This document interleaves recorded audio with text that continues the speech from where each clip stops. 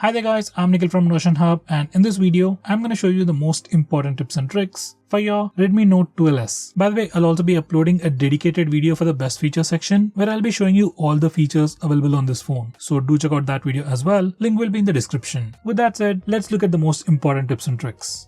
First, let's disable all the ads or things that can generate ads or annoying notifications. So to do that, go to settings, select the fingerprint settings option, then authorization. Now disable this toggle. There will be some bloatware applications pre-installed on your phone. Directly delete them, and if you can't, at least disable them. Next, I'm going to show you some system applications which you can't delete, but they will create some kind of ads. For example, you can go to downloads, go to settings menu and disable show recommended content. Next, we have to do the same for security app. Just go to the security app cleaner and disable the toggle. Next, go to music app, settings, advanced settings, then disable. It's not the end. Finally, you can also find it in themes. Go to settings and disable show ads personalized recommendations. Now besides these, there might be some other bloatware that I missed out. So if you find them, do let me know by commenting below this video. Next, we have the famous object eraser feature on this phone, and it works pretty easily. Just open the Photos application, just select the photo, just go to gallery, select the photo, click edit, create, and then erase. In erase, you have more options, like you can do it manually. You can remove objects, remove lines, or remove people. Next, we have the bokeh feature where you can turn normal photos into portrait shots. Using this feature, you can change the amount of background blurriness you want, and you also get all these filters which can further improve your portrait shots or the bokeh shots. Next, we have the famous feature to actually change the sky in the background. This is how it works, and it actually can make your photos look a bit more unique.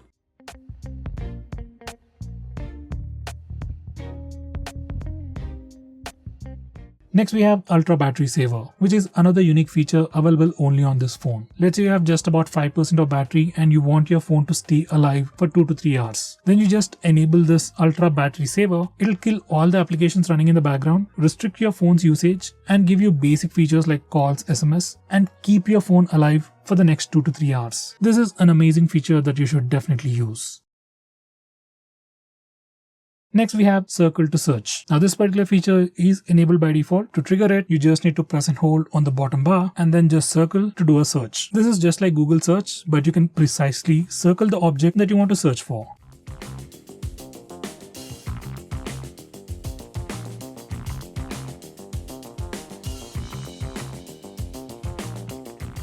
Next, I'm going to show you navigation gestures. Now you can enable from these settings, and once you enable it,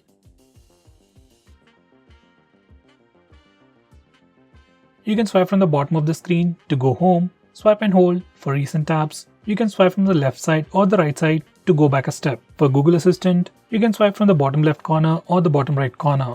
And just like on iOS, you can just swipe left or right on the bottom bar to quickly switch between applications. Next, we can also trigger Google Assistant by just using the power button. You just need to enable this toggle and then press and hold the power button to trigger Google Assistant. Next, I'm going to show you how to enable the dark mode on this phone.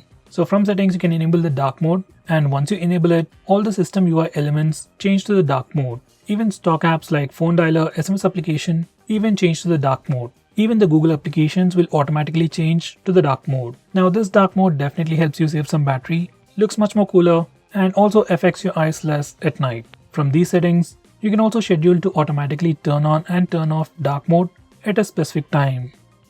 Next, I'm going to show you how to take pictures using palm gesture. You just need to enable this option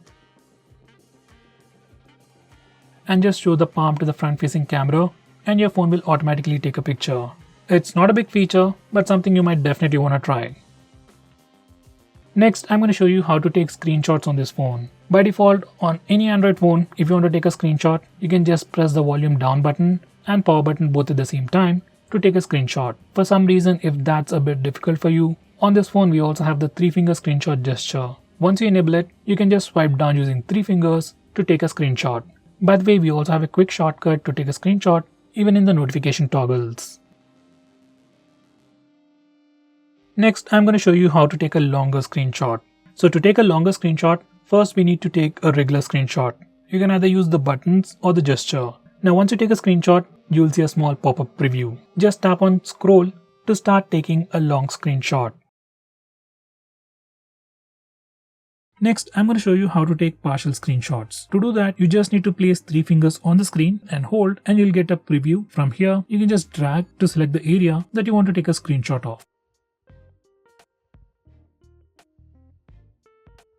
Next, I'm going to show you how to use split screen mode on this phone, or to say how to use 2 applications at the same time. For that, first go to the recent apps. Then click and hold on the application that you want to use in the split screen mode. Then select split screen. Now you can select the secondary app from the list below, or else you can go to the home screen and select the secondary app from the app drawer.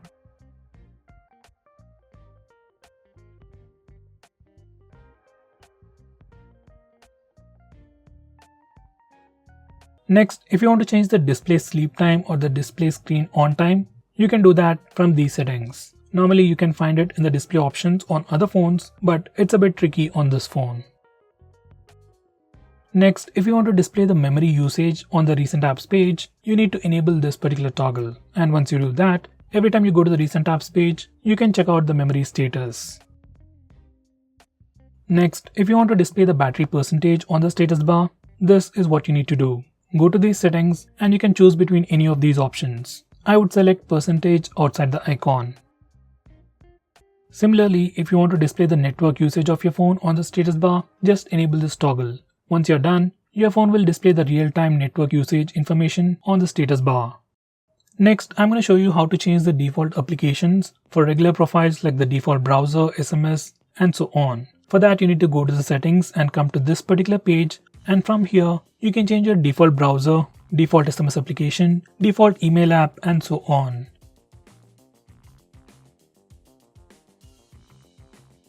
Going on next, if you're someone who's really concerned about privacy about your phone, and if you want to lock few applications on your phone, you can do that on this phone without installing any third-party applications.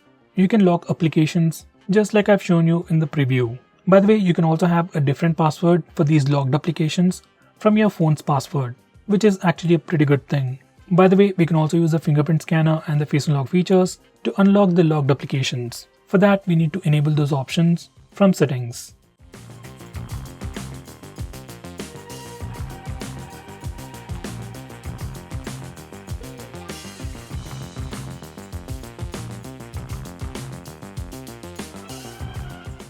So guys, these are all the most important tips and tricks that you need to know about your phone. If I missed out on anything important, do let me know by commenting below this video. With that said, this is Nikhil signing off. See you in my next video.